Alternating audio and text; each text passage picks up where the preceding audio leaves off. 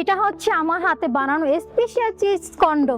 আজ কিন্তু আমি আপনাদের সাথে শেয়ার করব আমার পেস্ট্রি অ্যান্ড বেকারির পথ চলার গল্প। প্রথমে আমার হাজব্যান্ড আমাকে একটা অনলাইন পেজ খুলে দেয় যেখানে আমি টুকটাক কেক সেল করতাম।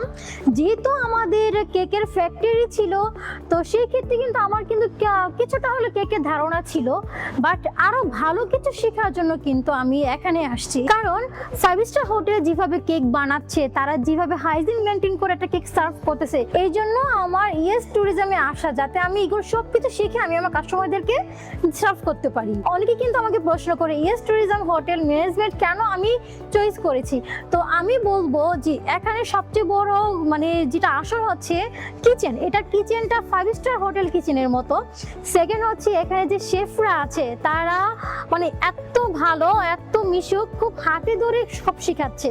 আপনি চাইলে একবারে জায়গা কয়েকবার প্রশ্ন করে তারা রাগ করতেছে না। আর সেকেন্ড হচ্ছে এখানে সবচেয়ে বড় ইম্পর্টেন্ট জিনিস হচ্ছে এখানে কিন্তু আপনারা মেয়েদের জন্য আলাদা নামাজের জায়গা আছে, মেয়েদের জন্য আলাদা ওয়াশরুম আছে, মেয়েদের জন্য আলাদা চেঞ্জিং রুম আছে। তারপর হচ্ছে এটা কিন্তু আমাদের সম্পূর্ণ মেয়েদের জন্য আলাদা একটা সেক্টর।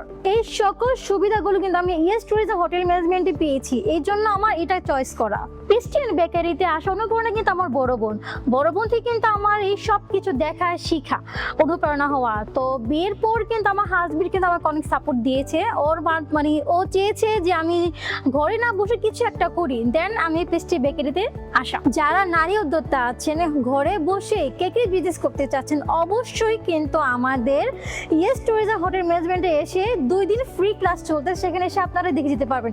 ইনশাল্লাহ আমি বিশ্বাস করি যে আপনাদের ফিউচার চেঞ্জ হয়ে যাবে, আপনাদের চিন্তা ভাবনা চেঞ্জ হয়ে যাবে আপনার এখানে আসার পর।